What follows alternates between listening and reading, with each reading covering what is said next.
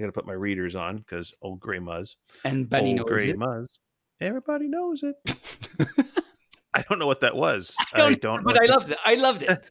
Everybody knows it. Doo, Yeah. doo. With the bunny, everybody knows it. Oh, I love that because bunnies have little nosies and they're cute and fluff. And you just did that. That was. This is Barely Furcasting featuring Tabin and Injured Nerves audio production.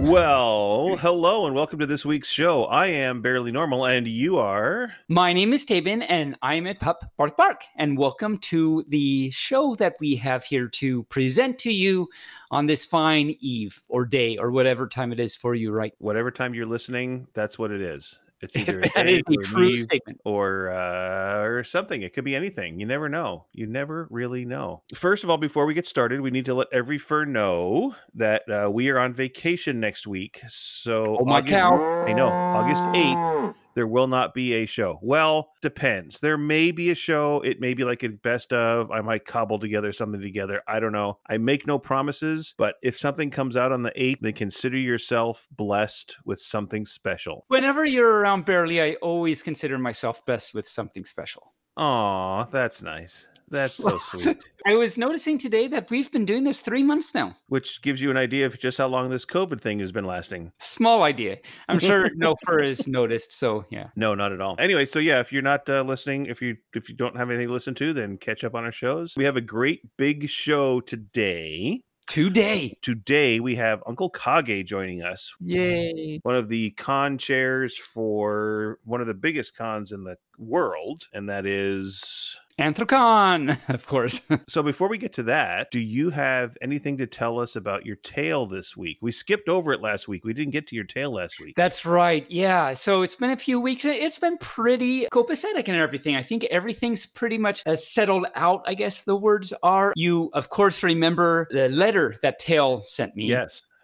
And I felt so bad. So as I said, and I announced on the podcast to Tale that I will try very hard to be more respectful of your fluff and live in harmony and not bite you so much. And so I think I've been doing a good job with that. Instead, I've been trying to share my techniques and wonders. And of course, with good friend Tale has been helping me out. It turns out that he kind of goes everywhere with me. I don't know if he likes me or what, but he's attached to me somehow. That's what I was going to say. Is he attached to you? He must be. So we've been going out and, you might remember the little squirrel friend we made and taught him a little bit about the techniques. And so recently we went out and Squirrely came with us we found a chipmunk friend, helped him out. Little chipmunk was a little scared of big fluffy pup that I am. But Squirrely was there to help and coax and help Chipmunk realize it's okay, and then he learned. And I think we're developing a good fan base here, and sharing our knowledge with other fluffs. So this is going well. I like how it's going. You're going to have quite the tail menagerie before too long. It's quite a tale. So let's talk a little bit about some television stuff. So I started watching a show called The Order. The Order is on Netflix, and it's pretty darn good. Have you seen it? Yes, as a matter of fact. I have seen, I think, the first season, and it's pretty good and pretty nice werewolves in there too. You are correct about that, sir. Yes, and I must say that the main male lead, he's kind of sexy. He's yes. He's okay. I think if this pup knew anything about that, I would probably agree. Yep. Have you been watching anything new or just following up? So I'm rewatching the first season of Space Force because my honey hadn't seen it yet and stuff, and I raved about how great it was, so I'm making him watch it. So I'm rewatching the whole thing through with him. We've just got a few more episodes left in that first season. I've watched a few more episodes of F is for Family. And wow, Bill is going to have some psychological issues. His poor life is going to be filled with therapists and things throughout his entire life. So pretty much what I've been doing is watching therapies and stuff. Cool. So as you remember, we've had Rukus on, we've had Kyle Gold on. So I've started reading some of their books. Oh, good. I want to say a year and a half ago or something, I reached out to you and I says, what would be a good first book to read in the furry world? And you said anything by Kyle Gold. And I was like, Oh, okay. I could see. So, No, I remember that. Yeah, yeah. and so he has a compilation book called Gold Standard, which went ahead and got and picked up. And the first novella that he talked about in there is Aquifers, which is the story that then expanded into the novel Waterways. I read the Aquifers, and then I bought the book Waterways, and so I'm reading that. And then today I ordered a book by Rukas. I ordered Heretic.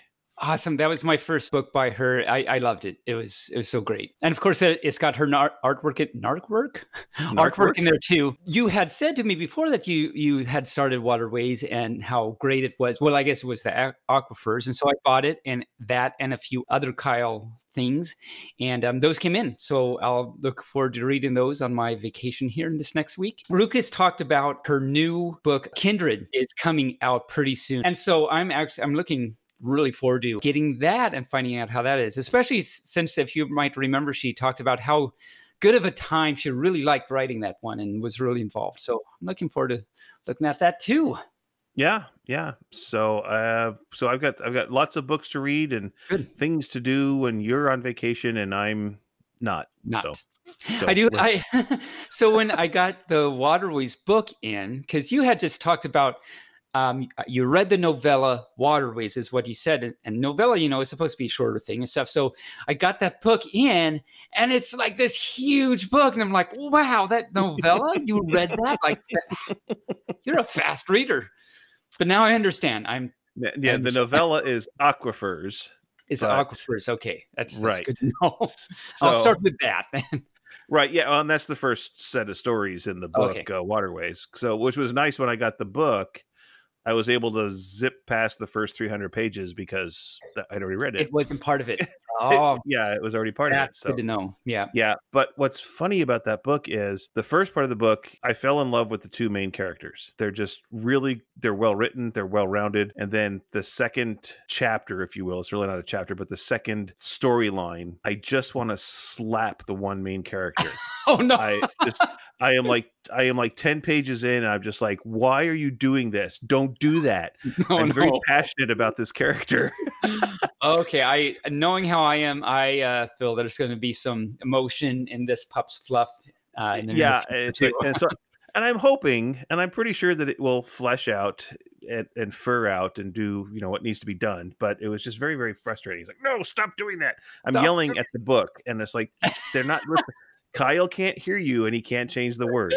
And he can't change anything. This is not helping anything. He's not helping anything at all. So, all right, guess what time it is? What time is it? It is time for 5-minute furs for fun. So I'm going to post a link. 5-minute furs for fun. And it's posted, and we will see if anybody logs in today. And people were kind of all talking a lot in the chat today about it. So, and by the way, do you want to talk about how people can find the chat if they want to? Because apparently some furs are having trouble finding the chat. Okay, sure. Well, we have a chat on Telegram, and it's called BFFT space chat.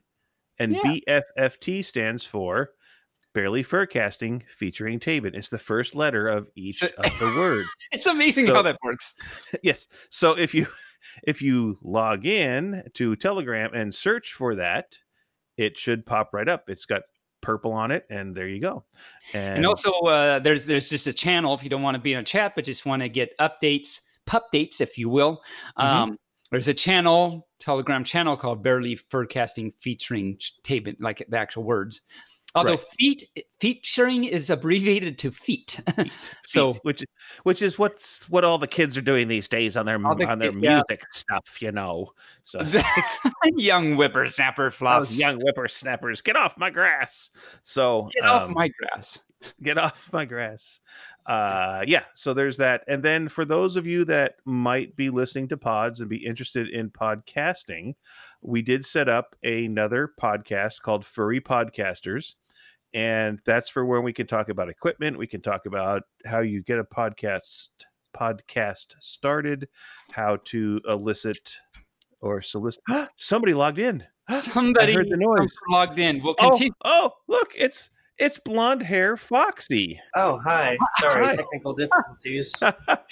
Things are working. I got my headphones wrapped in a knot here. Oh no. Oh, and that's making your camera fly all over the place. Okay, I'm in. Hi. Camera, hi. You're our very first guest people on this thingy. I've been trying to get in here for a while.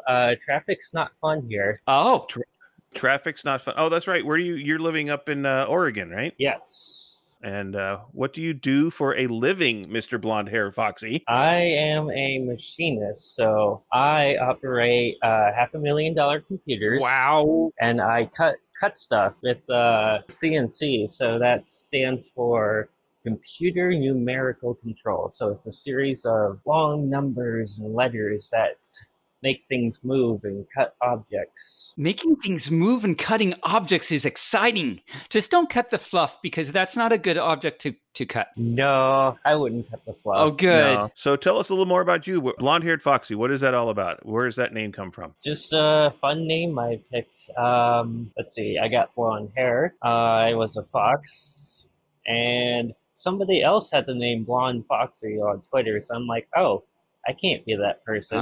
There you go. Very good, smart thinking. You had to think fast, I bet, too. It's like, oh, no, I can't be Blonde Foxy. What am I going to do? And then it just came to you, I've got hair, part of my name, and I'm going to put it in the middle between those two other words, and I've got a name. Is that what happened? Yeah. Of course, I'm also like, who is this other Blonde Foxy? I look at the Twitter handle. Oh, Lucky Coyote, the fursuit maker, I believe. Oh. And so let's see. So we met you in Spokane last year, right? Spokane Throw, yes. Yes, though I met Tapen at Furlandia. Oh, right. That's right. A couple of months before. Yes. And then with Spokane Thrown, that's exciting. Are you excited? Yes. Okay. Kidding. So what are you doing to get through not being able to do anything furry with all this COVID stuff? Chat with people. I don't know. I've been hanging out with at least some local furs. Mm-hmm. And then that's really all that comes to mind. I usually just hang out at my place. Uh-huh. Sounds great. Do any furs come to your place? Sometimes. This pup has been in his little housey for, it will be 20 weeks in a few days. So I'm getting to know my housey pretty well. I run around, I chase tail. I guess I do have my little squirrely chipmunk friends, which I just talked about, but you would not know that because you haven't heard this podcast yet because you're on it. You see how the timeline works like that? Isn't that crazy? And my head hurts. Or something. So how's your day going, blonde-haired Foxy? Oh, it's good. It's been a long day. Oh, yeah. Did you work today? You had to cut some stuff and do some numericalizing? Yes, for 12 hours. That's like why did I just make that sound like that? I feel really bad that I did that at you. I'm sorry. I meant to say, why? That's a lot of hours to be working in a row. But now you're done for the day, and that's exciting. Yes. And I'm guessing it's pretty hot in there. It's probably not air conditioned, is it? We try and keep it cool. We got a air conditioner. You got to keep the cool down with it. Yes. I don't know. All you young kids these days, I don't even know.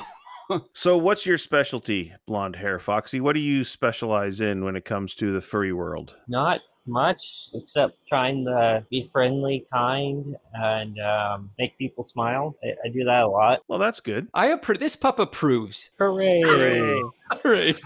All right. Well, you know what? That 5 minutes is up. Oh, so I flop. know it was just a short little time for you to spend with us. But Unless you have a burning question. Do you have a burning I question? do not have a burning question. Okay. Well, the burning question might be, how do you light a fire? Anyway, well, thanks for being our pioneer to be the first 5-minute fur for fun. Yes, thank you so much. You are the first. Hooray! And maybe you'll be our second. We'll see how things go. Yeah, it was actually fun being on here. Who knows? Who knows? No, Who knows? well, we hope to see you again sometime. I think now that Some Fur has actually done this, we might actually try continuing because I think we were talking about, well, maybe we're not going to try anymore because no one's getting on. But because of you, I think we're going to try it again. What do you think, Barely? I think that's a good idea. What do you think, blonde hair Foxy? As long as there's not too much traffic, I will be here on time. Okay. But if All there right. is traffic, that gives another fur a chance. So, let's start that. Is that where we ended? Where were we? I think so. We were in the middle of the podcast. So on Telegram, we also have the furry podcasters chat. So for those that are furries and want to do a podcast, that chat is there for us to talk about how to set up your studio, how to mitigate sound, how to edit, share ideas and things along that line, what kind of equipment to use, all that kind of stuff. That's what that's for. So it's not specifically about a specific podcast. And then if you have a podcast, to promote your podcast and get it going. There's a whopping 4 members on there, and you and I are 2 of them. So we're rolling right along with we are with rolling. fans. Well, we doubled our numbers from what we started with, I guess. So. That's true. That's true. You know what? I think it's time that we should cut to Uncle Kage. I'm excited. Wag, wag, wag. Let's go talk to Uncle Kage. All right. Well, joining us today is Uncle Kage. Thank you for joining us. It's wonderful to hear you. You're a very popular and in-demand guest on a lot of shows and movies. So I'm so happy that you were able to join us here for our little tiny podcast. Why, thank you for having me. Yes, thanks so much for coming on the show. Yeah. So, Tabin, do you have some questions for Uncle Kage? I do. Uncle Kage, would you like to respond to some questions from this pup? Ask me your questions, Bridgekeeper. I'm not afraid. I am a bridge pup now. And for our 4 or 5 listeners that we have, Uncle Kage has a story I know he wants to tell that has never been told before. And at the end of our time with him, he'll tell us this news-breaking story. I'm so excited. I wag all over the place. But before we do that, I would like to know, Uncle Kage, how long have you been in the fandom? My first exposure to this thing we call furry fandom was at Worldcon in Boston, Massachusetts in 1989. That was the first time I saw the name and saw furry artwork and stories, and I was pretty much hooked from then on in. In 1989, that was a long time ago. And so then when was your first furry con? The first furry convention I attended was Conference 3 in January of 1992 in Southern California. Southern California, wow. And how was it? What was it like for your first FurryCon that you had just heard about and saw a little bit about it? You're at Worldcon, but now you're there. It was, I could use the word amazing, but that doesn't cut it. I would have to come up with a different word for amazing to describe how amazing it was. This was just jaw-dropping. It was an experience that I would love to be able to recapture that first time experience. I can put it best by quoting either Boozy Badger or his significant otter QM. I was at their place and we had a little bit of alcohol, so none of us can remember exactly who said this, but it is a beautiful quote and it says it all. Furry fandom is the community that we didn't realize we were looking for all our lives. Wow, yes, that's actually a great way to summarize it. I think lots of furs out there will agree with that. And then, as you say, once you do see it, you're like, wow, this is so amazing. I'm so glad I found this. So you were featured in the recently released documentary by Ash Coyote and her crew called The Fandom. Tell us a little bit about that experience. It was a very, very, very professional crew. These guys did a wonderful job. I was very impressed by the way they comported themselves. I've been in lots of documentaries. I've been aired in lots of different media. These folks were very together. They knew exactly what they wanted to do. I felt very, very comfortable talking to them because they struck me as being a lot more professional than even some of the big outfits I've worked with. Nice. That's wonderful. They were furries themselves, so it's furry to run in that additional special aspect. During the documentary, I loved your story about there's no way we'll outgrow this, you kept saying. So every time you got to a new hotel to host the con, you said, there's no way we'll outgrow this. And then finally you got to the David Lawrence Convention Center. And afterwards you started to say, there's no way we'll, and then they cut you off, said, nope, don't say it. There is actually an official directive from the Anthrocon Board of Directors that I am not permitted to say words to that effect. Possum. I'll make sure I never hear that from you then. And does your mother now know that you went to a FurryCon and not a WorkCon? For those who have not yet had the pleasure of seeing the documentary, and I do recommend it, I related the story in 1992. I was a starving postdoctoral fellow at the University of Chicago. They certainly do not pay postdocs much more than starvation wages. I barely had enough money to keep myself barely fed. If I wanted to send out my resume, I had to go looking for change on the sidewalk to find enough to get a stamp. Right. But people were talking about this convention online on this, what we called furry muck, this online furry world. And I really wanted to go, but without money, I had no chance. So I called up my dear and sainted mother. Now, kids, never lie to your mom. Absolutely not. You should never, never lie to your mom. So I told my mom 2 true statements. I first said, I want to go to a conference. And then I said, the professor will not pay for it. These are 2 true statements. So I never lied to my mom. Those are definitely 2 true statements. You did not lie to your mom. This pup agrees. Mm-hmm. So you went, and that was great.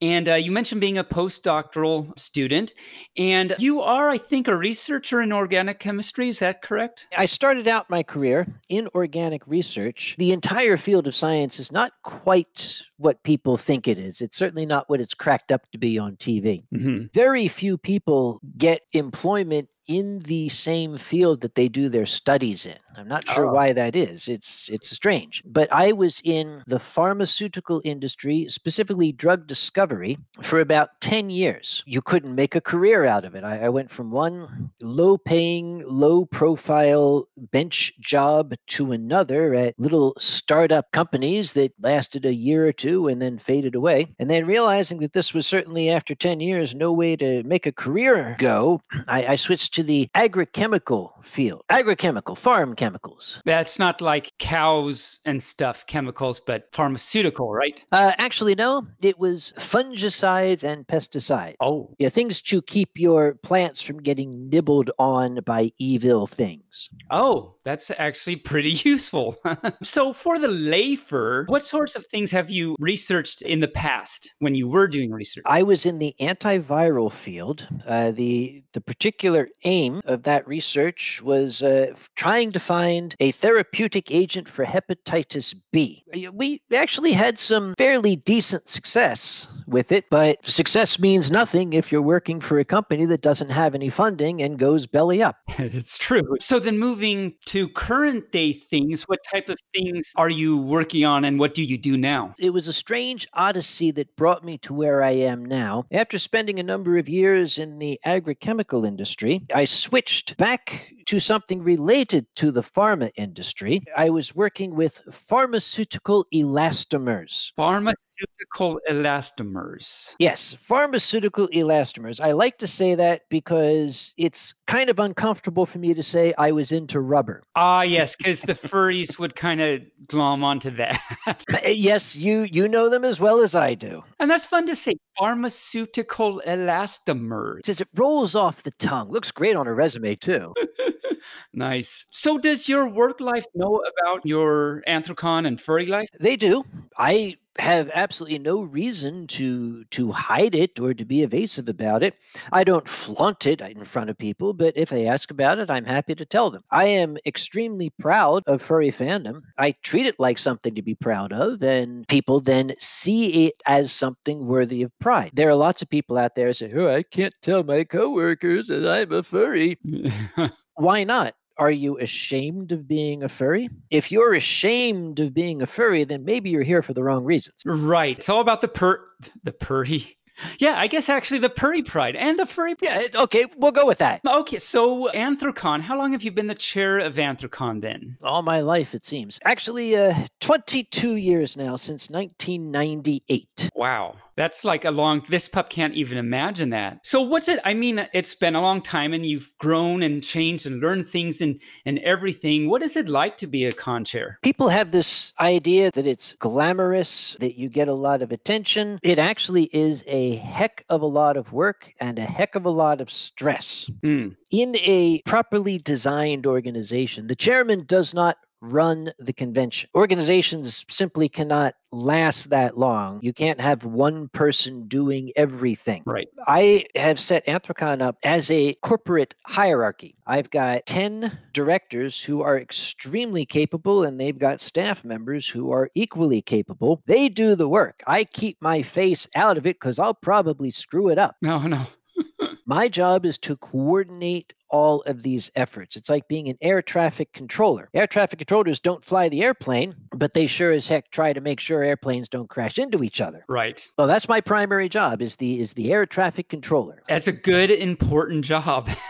So how big is Anthrocon? I know it's the second largest in the world right now. And how big is that? Last time we were able to gather, I think we had about 9,300 people. That's like the size of a small city. Basically, yeah. So it's been around, what, 22 years now? Just about. The very first one was in Albany, New York. It was Albany Anthrocon 1997. As we talked about earlier, you needed to find other hotels, and now here you are in Pittsburgh. What do you think makes Anthrocon these days? Because as I say, it's been growing and changing all the time, of course. These days, what do you think makes Anthrocon unique from other cons? You said it yourself, Pittsburgh. The city of Pittsburgh is the singular most unique aspect of the Anthrocon experience. Before we moved to Pittsburgh in 2006, furry cons were sort of the exceptionally weird event on the block. Most municipalities would kind of look at them very warily, and in some cases, there was even outright hostility toward them. This is completely insane. What is it with these people? They're wearing animal costumes.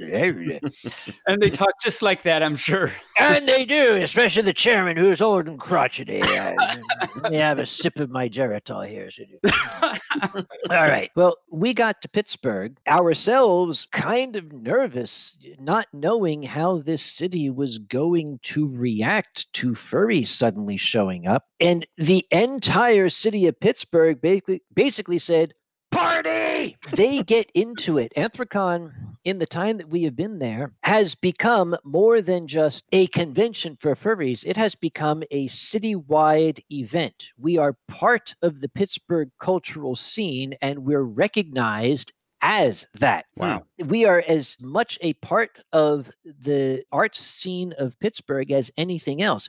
No other convention has gotten a reception like that from their local host city. That's very cool. And so I've been to Anthrocon once, AC 2018, I think it was. And, I can definitely believe what you're saying. I remember the first parade. It sure seemed like the entire city was there to watch. The very first year we had the parade outdoors. The fursuit parade is something that is a tradition, goes back many, many years, but it was always within the convention. I don't like to take credit for much, but I do take credit for the outside parade. That was my idea, and I really pushed for it. Well, the people of Pittsburgh were so into the furry scene, I wanted to be able to share it with them. They were so curious. They really wanted to participate, and I kind of felt bad saying, well, yeah, I'll sell you a membership. Let's do something for this city. Cool. So it took some convincing, especially for the safety crew, because, it's going to be July in Pennsylvania, and we already have fursuiters getting overheated in an air-conditioned building. Now you're going to take it outside. So we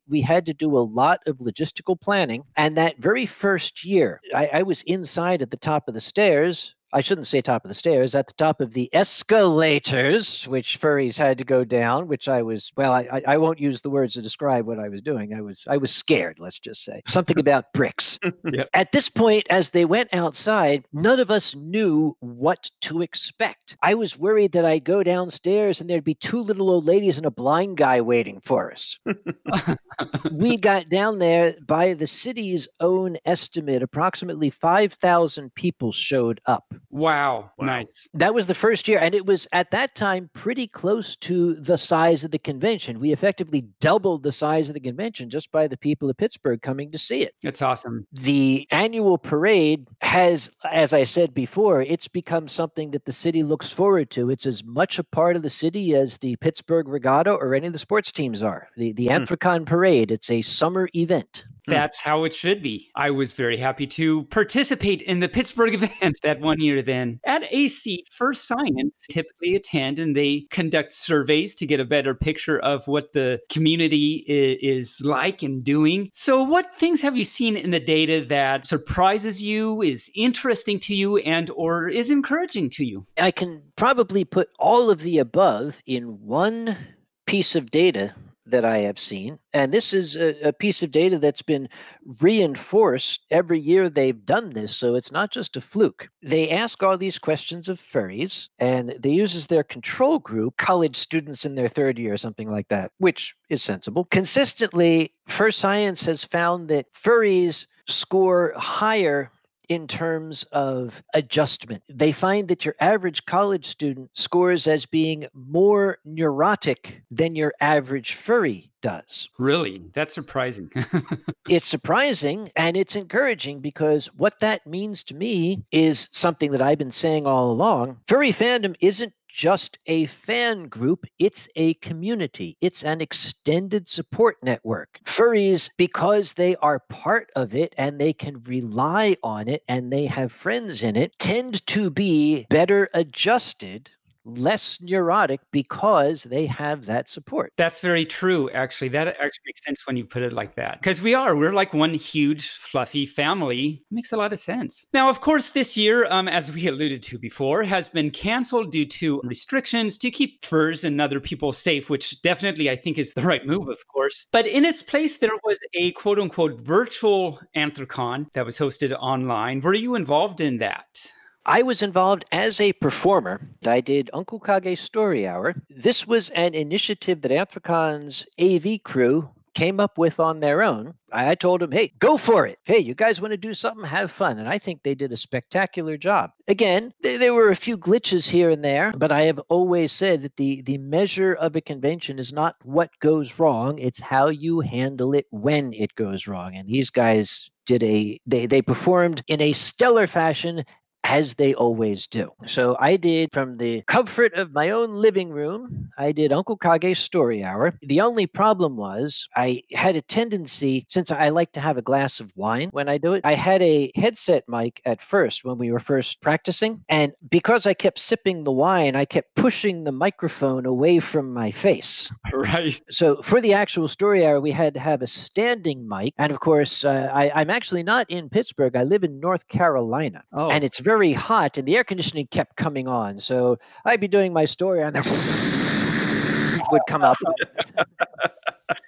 So it was the AC experience. You're right. That's the AC experience, right? Yes. Hang on a second, Tabin. So I noticed on YouTube, some furries went to Pittsburgh even though the con wasn't there. Was there any kind of fallout from that, or did they just kind of do their own thing, or what happened? Or do you even know? Honestly, since I wasn't there, I don't know. I knew that some people planned to do it. A number of people wrote and asked my permission, which I thought was cute, but also kind of silly. I said, guys, at least for now, it's still a free country. You can do what you want. If you want to go to Pittsburgh and have fun, then by all means. But please follow the appropriate social distancing guidelines and keep your masks on. Mm-hmm. Yes. Because, we love seeing you every year, and we want to keep seeing you every year, if you know what I mean. Mm-hmm. That's right. I just saw a picture on the Twitters that you twits are always tweeting out there. A fursuiter went to one of our hotels, and we have 11 of them. We have characters, what we call the Friends of Anthrocon. Every hotel has its own furry mascot. Oh. The Incredible Moth Monarch has made standees of them, and they put them out in the lobbies, so it's their official Anthrocon mascot for each hotel. One of them, even though we were not there, they still put the mascot out, and they had a surgical mask on its face. Cute. Like really, really awesome, actually. The spirit was still there. Yep. So what is on the plan then for 2021? As a very wise person once said, the best laid plans of mice and men go all to crap, or something like that. We are planning. The plan at this time is simply to have postponed the 2020 convention. Have the same guests, the same theme, just shift everything back 1 year into 2021. We are proceeding with that plan, but keeping in the back of our minds the ever-present possibility that this whole thing might not have cleared up by then. Yep. It would be an agonizing decision as it was this year, but the most important thing for us is the safety of our community. If we do not feel that we can provide a safe convention, we're not going to do it. Let's hope that the American people in particular abruptly wake up and realize what absolute morons many of them are being. I'm sorry, I'm waxing old and crotchety now. Let's just say that we're going to cross our fingers that things clear up by 2021. Well, at least that helps a little bit. You're not planning an entire new year, so that helps you out a little bit. And of course, that's in Pittsburgh at the David L. Lawrence Convention Center. And how can folks attend? What do you think is the best way for other people and folks to get information, to register, and all of that travel information and all that good stuff? All of the information is put on our webpage, which is anthrocon.org, anthrocon.org. We also have all this social media, you kids with your social media. We've got the tweeters and the FaceTimes and the telegraphs. I don't know, all those things. So we have all this social stuff. As for travel, it's very, very easy. Just go to Philadelphia, turn left. That is an easy. Why did I make it so hard on myself when I went? I should have just talked to you first. Is there anything for 2020 in the area that folks can attend or do? To the best of my knowledge, there are no large organized events. As I said, no one is willing to sacrifice safety for a party. There are small groups that might be having private gatherings, and as they do so, my sincere hope is that they do keep in mind the safety precautions. So do you go to any other cons? I get asked that question a lot. And remember, I mentioned that science is not all it's cracked up to be. They don't pay scientists like they used to. I, by myself, generally cannot afford to travel. Now, fortunately, because for whatever reason that I cannot fathom, people seem to like the face noises that I make. I'm often invited to be a guest at conventions. That's great for me because they pay for me to go there and make noises with my face. And if that makes them happy, who am I to stop? Anthro Northwest, since its inception, I've been going. I am consistently at Anthrocon, of course, Eurofurence, Motor City FurCon, and very often First Squared. Of late, I've been going to Fernal Equinox, Anthro Northwest, as you mentioned, and Camp Tiny Paws. This past convention year, I was incredibly honored and flattered to be invited to attend Furum in Malaysia and JMOF in Japan as a guest. For this year, I was scheduled to go to Brazil Fur Fest and to Alamo City Furry Invasion. Those have been called off. I still have on my calendar Con Furor in Guadalajara, Mexico. Well, so you've been like all over the place. I didn't realize you've been to so many places because of the FurCons. That's pretty cool. Science has never really sent me anywhere, but being involved with furries has sent me to Japan, Malaysia, Germany, Australia, France, England, Canada. They fly me all over the world just to drink wine and make noises with my face. What was your worst experience at a FurryCon? Okay, I shall not mention names. Okay. It's sort of the height of low class for one convention chairman to speak ill of another convention. But every once in a while, you just don't have any choice. This convention happened at some time in the past. I was invited to be their guest. I guess the person in charge perhaps meant well, but very quickly got in over his head. I got my invitation. Now, since it was a young convention, they didn't have a lot of money up front, and you typically pay your guests' travel expenses. Well, to make it easy for them, I said, okay, I'll buy the plane ticket. You guys can reimburse me once you start getting registrations. Well, then months went by and I didn't hear anything. And I started sending emails saying, okay, anytime you want to send that reimbursement, because it's like sitting on my credit card, I'd love to pay it. So, hello, guys, is this thing on? Hello. And after a while, I went and I checked their webpage. Now, you would think I've experienced enough. I would have checked their webpage first thing, but I didn't. I looked at their webpage. They had 6 guests listed. Anthrocon can afford at most 3, and I've got a $750,000 budget. These people had 6, and I wasn't listed among them. We were 1 month out from the convention. I hadn't heard anything. I had a plane ticket. They didn't say anything to me, so I sent an email to the chairman saying, okay, look, we're 4 weeks out. I don't have reimbursement for my flight. I don't have any confirmation I got a hotel room. Nobody's been in contact with me about any programming. I'm not even on your website. Are you sure you still want me to do this? And I got back the answer, yes. That was it. That was it. Just one word. Yes. So I said, okay, I got a plane ticket. I'm going to go. I started to think there had been some other conventions, not furry conventions per se, but other conventions out there that have entered the annals of history for being particular cautionary notes of what not to do.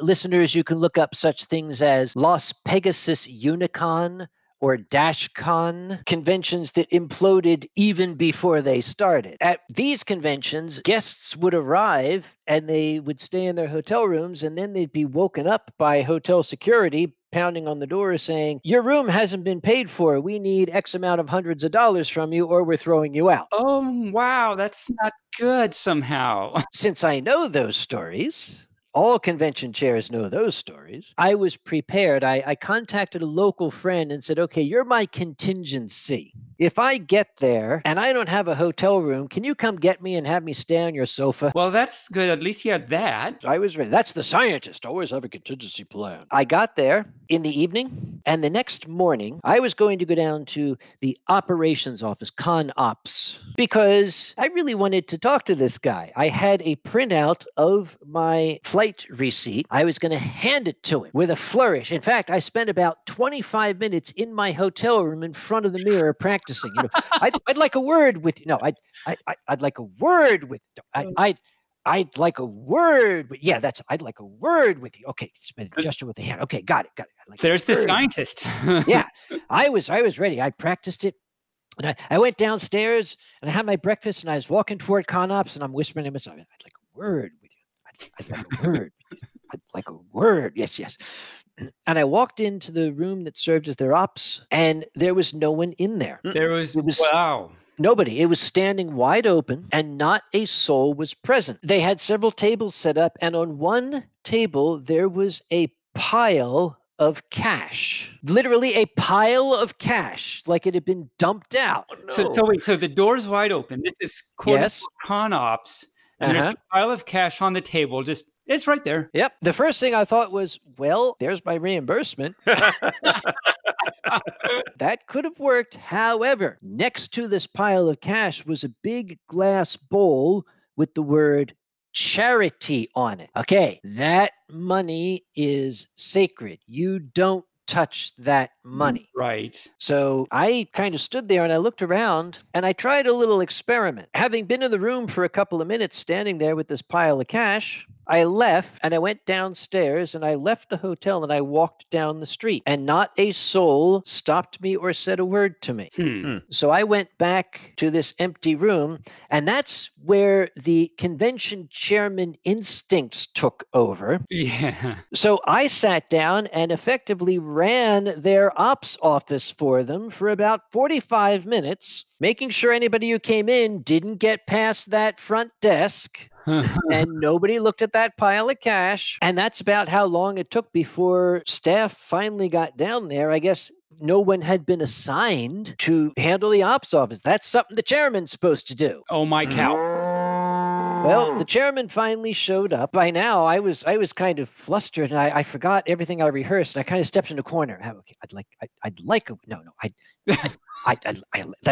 word. I'd like a word with you. I'd like a word. Okay, got it.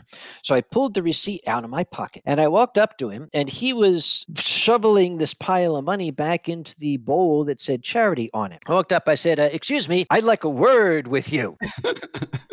And he said, yeah. I handed with a flourish the receipt for my airfare to him. And I said, this is the receipt for my airfare. And he said, oh, thanks, and walked away. No, what?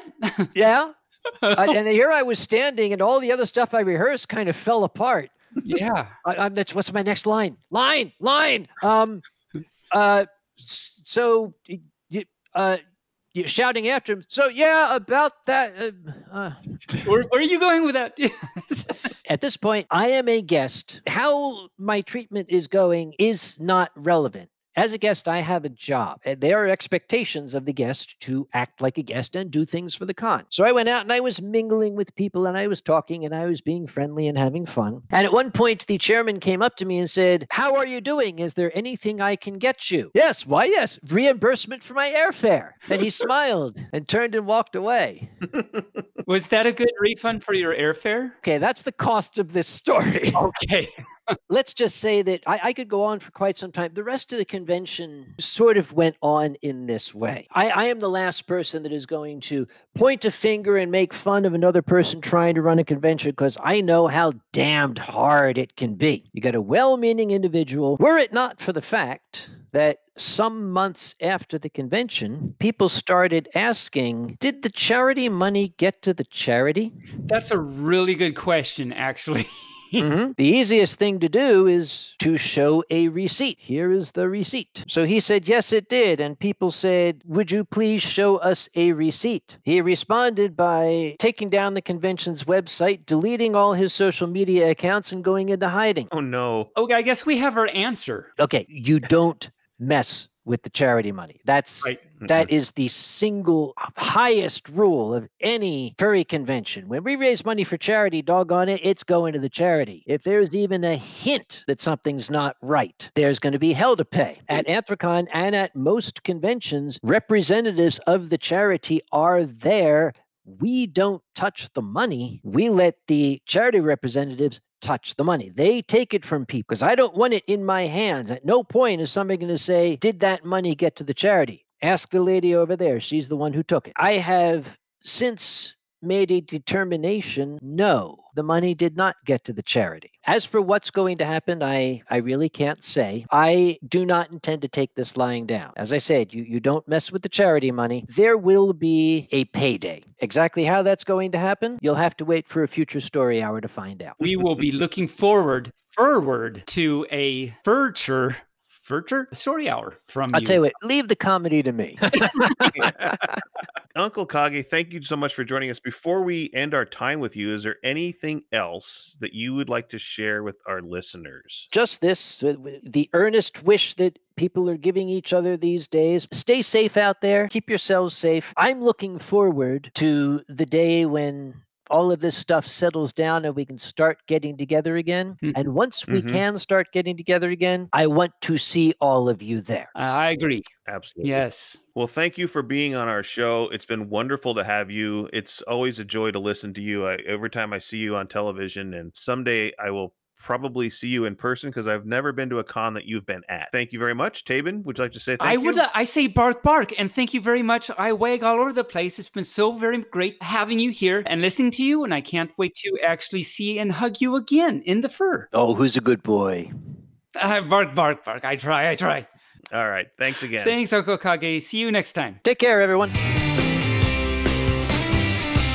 That was so much fun. Cool. Yeah, that was very cool. There's lots of good stuff there from him. I always enjoy listening to him. Yep, and he's a great storyteller, and you could tell he was excited to tell that story about his con experience at the end. I actually think I heard something about this, not from him, but I read something somewhere. It was interesting to me that the cons that he goes to where he's a guest, they pay for his expenses. Now, you've been guest at several cons. Did they pay for your expenses? Well, I was a smaller guest for like the official big guests. They pay, at least the ones I've been to, paid like the hotel and travel. I think they paid something for me, but I don't remember what. They had me work a lot.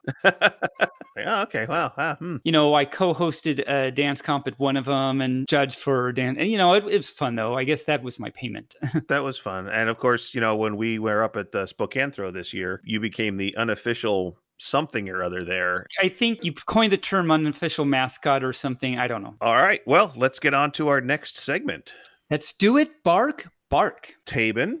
Hi. I think it's time for Furries in the News. Furries in the News. Or actually, it should maybe be called Furries in the Muse. So the only furry in the news thing right now is, of course, 2 more cons have fallen. Yes. BLFC has canceled for 2020. And then FC announced that they're not even going to have theirs in January of 2021. I think actually we mentioned that before. I don't know. Anyway, it did. Let's see, what else is there? There's A&W, but I don't know. That's still up in the air. A&W, of course, is Anthro Northwest. We'll just keep our eyes peeled for Anthro Northwest and see what happens there. The next thing I was going to go to would be TFF. They haven't had announcements about their hotel block opening, which makes sense. I'm sure they're just trying to, figure things out. And normally they would have been open by now. But if that still runs, that'll be my next con. So we'll see what happens. Do we have a math or a story time today? I have a little bit of a math thing. I thought I'd talk a little bit about Fibonacci. Okay. So Fibonacci, a very famous mathematician. A lot of you out there have probably heard of him because of the sequence, because of the number, because of just Fibonacci. He was one of the great pioneers in math. He was born in the late 1100s. Very famous, very knowledgeable, very great mathematician. And he was Italian. His real name was actually Leonardo Bonacci, which I don't think a lot of people know. I think I'm pronouncing that right, Bonacci. I don't know. Maybe I Bonached it. Ha.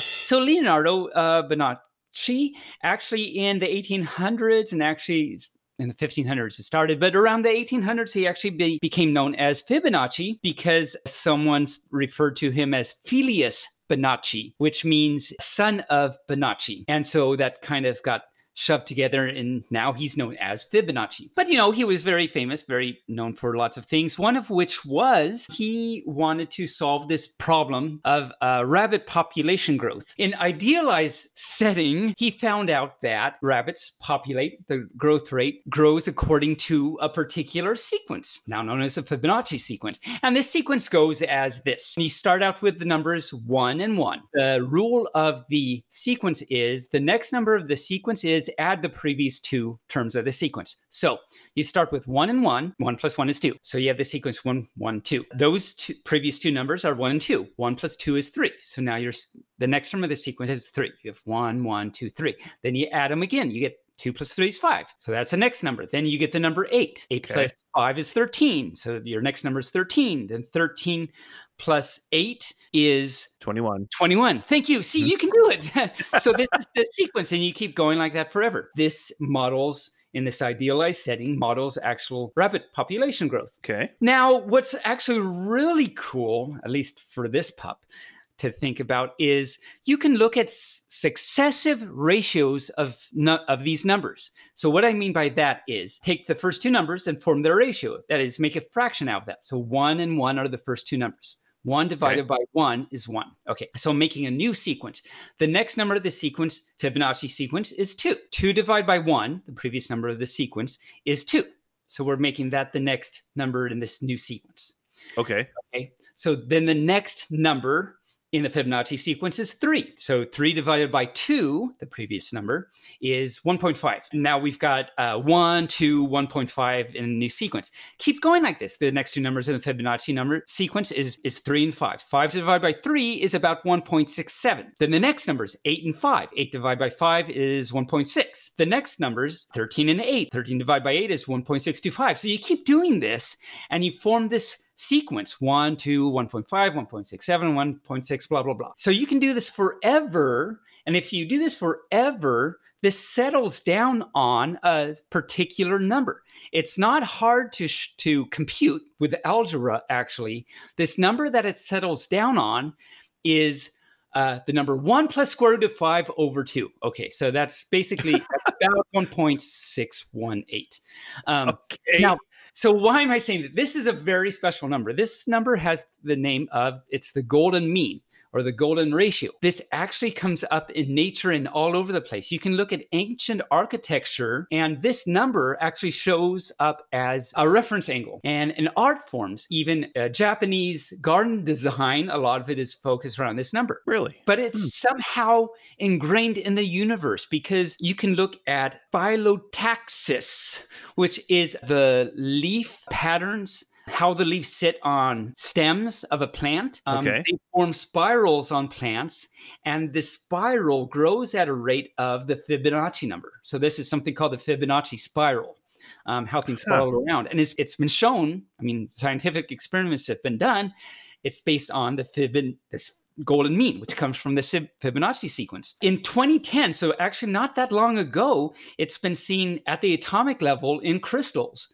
Wow. Yeah, this is actually something I found out today. I didn't know because it's so recent. You might have heard of like mollusks shells, the nautilus. You can see this spiraling behavior in those shells. And in general, it's what's quote unquote called a logarithmic spiral, but it is in some shells seen to be based on this Fibonacci, this gold number thing. Sunflower seeds, they make spirals in the sunflowers. That turns out to be attuned to, fits in with this golden spiral thing. Some people think the golden number is like the essence of the universe because it's everywhere and it comes from rabbits breeding. So this is pretty amazing. And of course, it's got to be the bunnies because furry, am I right? So rabbits breeding made the universe. Pretty much. That's what I took away from that. I think that's the thing to take away from this. Okay. Do you have your joke book with you? I do have my joke book with me. Oh, shall we read some jokes? And I have some puns for you. Why don't you do a joke and I'll do a pun? And we'll alternate? Alternate, yeah. We'll alternate. So I have this book called Funny Jokes and Foxy Riddles. So I'm just going to go to the next page and start reading those. And we'll alternate. I'll do a really stupid, these turn out to be really stupid jokes. Barely can tell us a wonderful pun. How many letters are there in the alphabet? 26. No, there's 11. T-H-E-A-L-F, or let me start that over. 11. T-H-E-A-L-P-H-A-B-E-T. So what did the buffalo say to his little boy when he dropped him off at school? I don't know what, Barely, did he say? Bye, son. What is round and purple, travels in a long black limousine, and carries a machine gun? I don't know.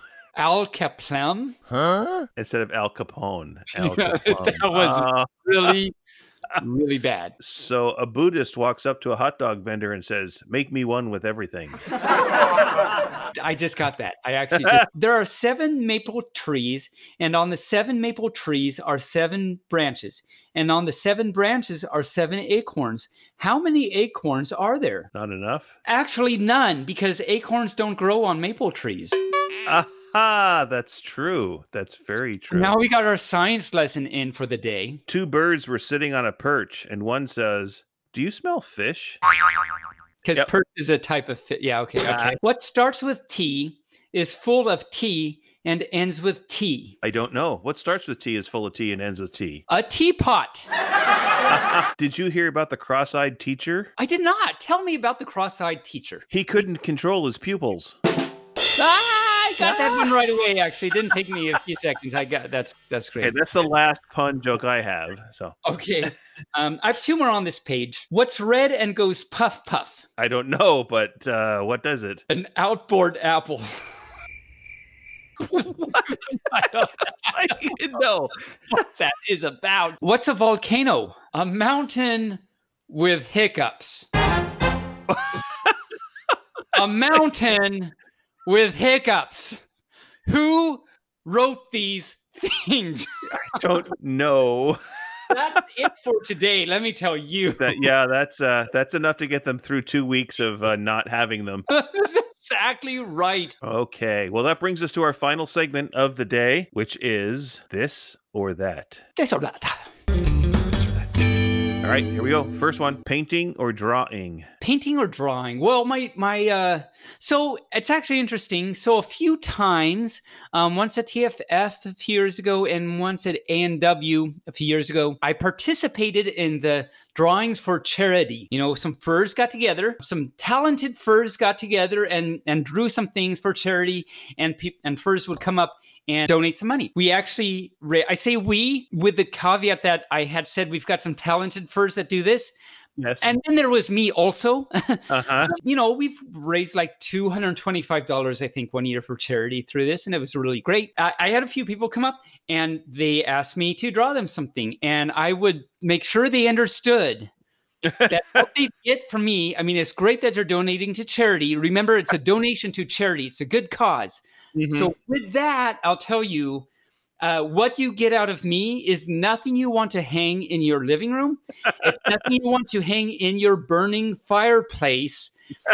It's something you're going to be glad that there was a charity behind this. I'm going to have to go with drawing. All right. So I think I know the answer to this one already. So reading or writing? Probably reading, definitely. I mean, unless it's writing like some math stuff, which I like to do, but I also like to read about math stuff. And I also like to read, read me some good Kyle or some good Ruckus or something. So I think the reading is going to have trump. All right. Well, I would hope not, because then it would be tweeted about and it would be not his fault. Obviously not. No, it's not his fault. T-shirts or sweaters? T-shirts, because sweaters get really hot and itchy. And also, too many years in a row, relatives would give this pup too many sweaters. So I'm with sweaters. I'm just done. Okay. So now this is going to be a tough one for you, because I know you like to do both of these. So you're going to have to pick one. I know. Singing or dancing? Oh, I'm making a noise. That is a noise of I don't know. Singing or dancing? I'm going to have to, I'll go with dancing. I love me some singing. I'm really not good at it. If any have heard me sing, I'm not good at it. I'm not good at dancing either. And by the way, I have plans to do Tabin Sings Weird Al at the next few cons I'm at. It would have been BLFC and A&W, but we'll see when those are at. So you can get a chance to hear me sing, or just go on my YouTube and you can hear me do horrible things about that. So I like that. I really like dancing too, though. Dancing at the cons, good stuff. And I've had some good times, though, doing some dance comps. Those have been good stuff, too. I think I'm going to go with dancing. If I have to choose one, I'm going to go with dancing. That was a tough one. You know me really well, Barely. It's almost like I've spent time with you. Almost like you've spent on numerous occasions, like 7 days solid with me. Yes. and 10 hours in a car solid with me. Yes.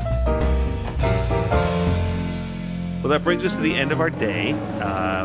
Bark. So reach out to us on social media. We're on Telegram. We're on Facebook. We're on Twitter. With the tweeters and the twits, as Uncle Kage said today.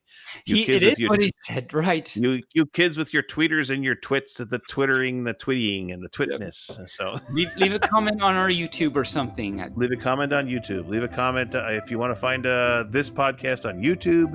It's under Injured Nerves Productions. Tabin is at Tabin Pup on YouTube. You can email us at barelyfurcasting@gmail.com. We'd love to hear from you. Gauge us?